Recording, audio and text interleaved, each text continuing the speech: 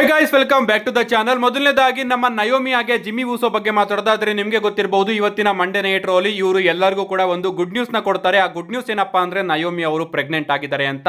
And ಅವರಿಗಂತೂ ಇದು ತುಂಬಾನೇ ದೊಡ್ಡ ಗುಡ್ ನ್ಯೂಸ್. ಅಂಡ್ ಫ್ಯಾನ್ಸ್ ಗಳು ಕೂಡ ಈ ಒಂದು ವಿಚಾರದಲ್ಲಿ ನಯೋಮಿ ಅವರಿಗೆ ಸಪೋರ್ಟ್ ಮಾಡ್ತಾ ಇದ್ದಾರೆ. ಅಂಡ್ ಕಂಗ್ರಾಚುಲೇಷನ್ಸ್ ನ ತಿಳಿಸ್ತಾ ಇದ್ದಾರೆ. ನಾವು ಕೂಡ ಕಂಗ್ರಾಚುಲೇಷನ್ಸ್ ನ ತಿಳಿಸೋಣ. ಅಷ್ಟೇ ಅಲ್ಲ, ಟ್ರಿಪಲ್ ಎಚ್ ಅವರು ಕೂಡ ನಮ್ಮ ನಯೋಮಿ ಹಾಗೆ ಜಿಮ್ಮಿ ಊಸೋಗೆ ಕಂಗ್ರಾಚುಲೇಷನ್ಸ್ ನ ತಿಳಿಸ್ತಾ ಇದ್ದಾರೆ. ಸೊ ಚೆನ್ನಾಗಿ ಈ ಒಂದು 9 ತಿಂಗಳು ನಮ್ಮ ನಯೋಮಿ ಅವರು ಇರ್ಲಿ ಅಂತ ಕೇಳ್ಕೊಳ್ಳೋಣ.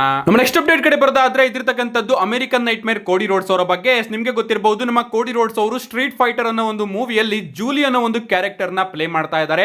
ಅಂಡ್ ಈಗ ಅವರ ಲುಕ್ ಕೂಡ ರಿವೀಲ್ ಆಗಿದೆ. ನೀವು ಇಲ್ಲಿ ನೋಡ್ತಾ ಇರಬಹುದು, ಇಲ್ಲಿ ಕಂಪ್ಲೀಟ್ ಆಗಿ ಅವರ ಲುಕ್ ರಿವೀಲ್ ಆಗಿಲ್ಲ, ಬಟ್ ಶಾಡೋದಲ್ಲಿ ನೀವು ಗಮನಿಸಿದ್ರೆ ಕೋಡಿ ರೋಡ್ಸ್ ಅವರ ಜೂಲಿ ಕ್ಯಾರೆಕ್ಟರ್ ನ ಲುಕ್ ನಮಗೆ ನೋಡೋದಕ್ಕೆ ಸಿಗುತ್ತೆ. ಅಂಡ್ ಕೋಡಿ ರೋಡ್ಸ್ ಅವರು ಕಂಪ್ಲೀಟ್ ಆಗಿ ಆ ಒಂದು ಗೆಟಪ್ ಅಲ್ಲೂ ಕೂಡ ಕಾಣಿಸ್ತಾ ಇದ್ದಾರೆ.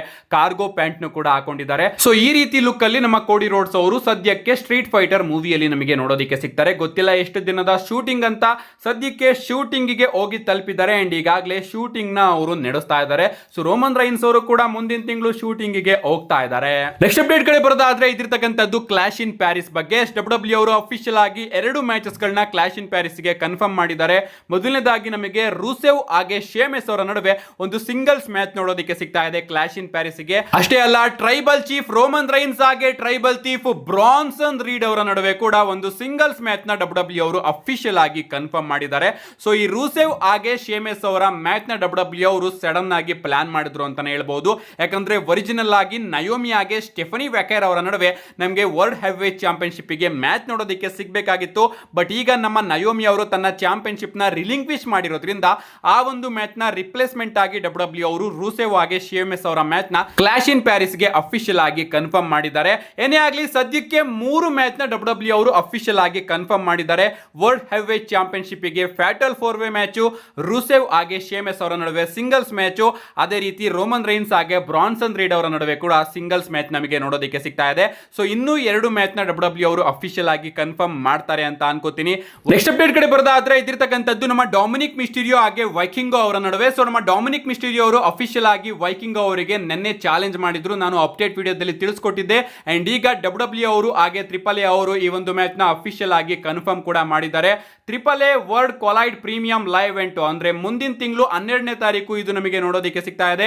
ಇಲ್ಲಿ ಡಬ್ಲ್ಯೂ ಅವರು ಅಫಿಷಿಯಲ್ ಆಗಿ ಟ್ರಿಪಲ್ ಎ ಮೆಗಾ ಚಾಂಪಿಯನ್ಶಿಪ್ ಗೆ ವೈಕಿಂಗೋ ಹಾಗೆ ಡೊಮಿನಿಕ್ ಮಿಸ್ಟೀರಿಯೋ ಅವರ ನಡುವೆ ಒಂದು ಸಿಂಗಲ್ಸ್ ಮ್ಯಾಚ್ ನ ಬುಕ್ ಮಾಡಿದ್ದಾರೆ. ಐ ಥಿಂಕ್ ಇಲ್ಲಿ ನಮ್ಮ ಡೊಮಿನಿಕ್ ಮಿಸ್ಟೀರಿಯೋ ಅವರು ವಿನ್ ಆಗ್ತಾರೆ ಅಂತ ಅನ್ಕೋತೀನಿ. ಫೈನಲಿ ಡಬ್ಲ್ಯೂ ಅವರು ಟ್ರಿಗರ್ ನ ಪುಲ್ ಮಾಡಿ ನಮ್ಮ ಡೊಮಿನಿಕ್ ಮಿಸ್ಟೀರಿಯೋ ಅವರಿಗೆ ಟ್ರಿಪಲ್ ಎ ಮೆಗಾ ಚಾಂಪಿಯನ್ಶಿಪ್ ನ ಕೊಡಬಹುದು. ನೆಕ್ಸ್ಟ್ ಅಪ್ಡೇಟ್ ಕಡೆ ಬರೋದಾದ್ರೆ ಇದಿರ್ತಕ್ಕಂಥದ್ದು ಟ್ರಿಪಲ್ ಮೇನಿಯಾ ಬಗ್ಗೆ. ನಿಮಗೆ ಗೊತ್ತಿರಬಹುದು, ರೀಸೆಂಟ್ ಆಗಿ ನಮಗೆ ಟ್ರಿಪಲ್ ಮೇನಿಯಾ ನೋಡೋದಕ್ಕೆ ಸಿಕ್ತು. ಅಂಡ್ ಇದು ಕೆಲವೊಂದಷ್ಟು ರೆಕಾರ್ಡ್ಸ್ ಗಳನ್ನು ಕೂಡ ಕ್ರಿಯೇಟ್ ಮಾಡಿದೆ. ಅಂಡ್ ಡಬ್ಲ್ಯೂ ಅವರು ಕೂಡ ಇದನ್ನ ಪ್ರೆಸ್ ರಿಲೀಸ್ ಅಲ್ಲಿ ರಿವೀಲ್ ಮಾಡಿದ್ದಾರೆ.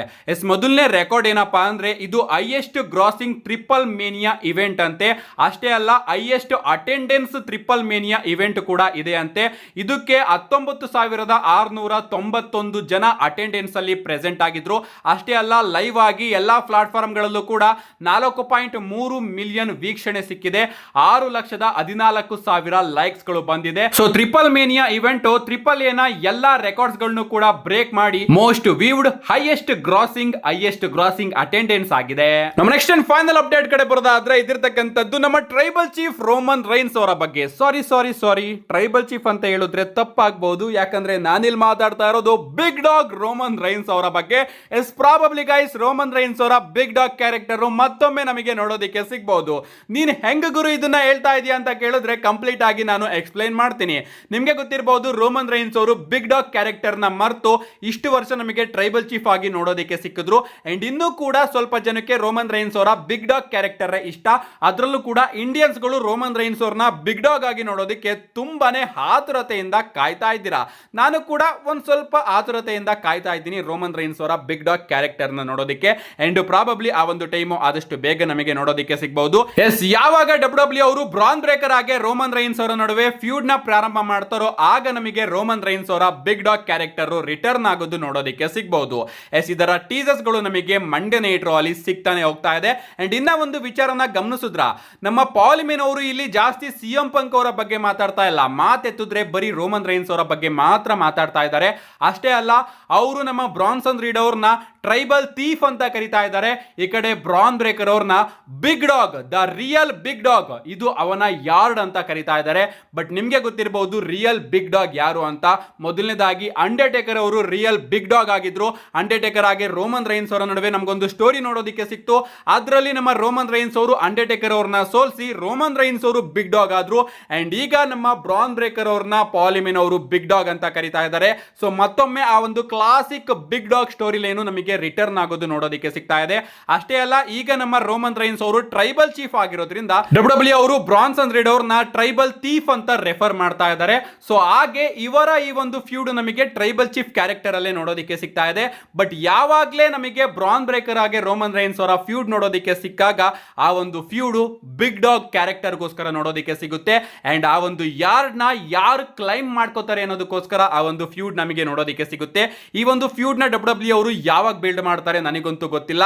ಬಟ್ ಈ ಒಂದು ಫ್ಯೂಡ್ ಬಿಲ್ಡ್ ಆಗಬೇಕಾದ್ರೆ ರೋಮನ್ ರೈನ್ಸ್ ಅವರು ಆಸ್ ಬಿಗ್ ಡಾಗ್ ನಮಗೆ ನೋಡೋದಕ್ಕೆ ಸಿಗ್ತಾರೆ. ಅಂಡ್ ಆಗ ಪ್ರಾಬಬ್ಲಿ ಬ್ರಾನ್ ಬ್ರೇಕರ್ ಅವರು ರೋಮನ್ ರೈನ್ಸ್ ಅವ್ರನ್ನ ಸೋಲಿಸಿ ಬ್ರಾನ್ ಬ್ರೇಕರ್ ಅವರು ರೋಮನ್ ರೈನ್ಸ್ ಅವರ ಬಿಗ್ ಡಾಗ್ ಪದವಿನ ತನ್ನದಾಗಿಸಿಕೊಳ್ಬಹುದು. ಸೊ ಈ ರೀತಿ ಅನ್ನಿಸ್ತಾ ಇದೆ. ನಮ್ಮ ಪಾಲ್ ಹೆಮನ್ ಅವರು ಕೂಡ ಅದನ್ನೇ ಹೇಳ್ತಾ ಇದ್ದಾರೆ. ನಿಮ್ಗೇನು ಅನ್ಸುತ್ತೆ ಗೈಸ್, ರೋಮನ್ ರೈನ್ಸ್ ಅವರ ಬಿಗ್ ಡಾಗ್ ರಿಟರ್ನ್ ಯಾವಾಗ ನೋಡೋದಕ್ಕೆ ಸಿಗುತ್ತೆ? ಅಂಡ್ ರೋಮನ್ ರೈನ್ಸ್ ಅವರು ಬಿಗ್ ಡಾಗ್ ಆಗಿ ರಿಟರ್ನ್ ಆದಾಗ ಬ್ರಾನ್ ಬ್ರೇಕರ್ ಅವರು ರೋಮನ್ ರೈನ್ಸ್ ಅವ್ರನ್ನ ಸೋಲಿಸಿ ಅವರು ಬಿಗ್ ಡಾಗ್ ಆಗ್ತಾರಾ? ಯಾವ ರೀತಿ ರೋಮನ್ ರೈನ್ಸ್ ಅವರು ಅಂಡರ್ಟೇಕರ್ ಅವ್ರನ್ನ ಸೋಲಿಸಿ ಬಿಗ್ ಡಾಗ್ ಆಗಿದ್ರು ಅದೇ ರೀತಿ ಹಿಸ್ಟ್ರಿನ ನಮ್ಮ ಬ್ರಾನ್ ಬ್ರೇಕರ್ ಅವರು ರಿಪೀಟ್ ಮಾಡ್ತಾರಾ? ಅಥವಾ ನಮ್ಮ ರೋಮನ್ ರೈನ್ಸ್ ಅವರೇ ಬ್ರಾನ್ ಬ್ರೇಕರ್ ಅವ್ರನ್ನ ಸೋಲಿಸಿ ಇದು ಇನ್ನೂ ಕೂಡ ನನ್ನ ಯಾರ್ಡ್ ಅಂತ ಪ್ರೂವ್ ಮಾಡ್ಕೋತಾರಾ? ನಿಮ್ಮ ಅನಿಸಿಕೆನ ಕಮೆಂಟ್ ಮಾಡಿ ಅಂತ ಹೇಳ್ತಾ see you guys in my next video.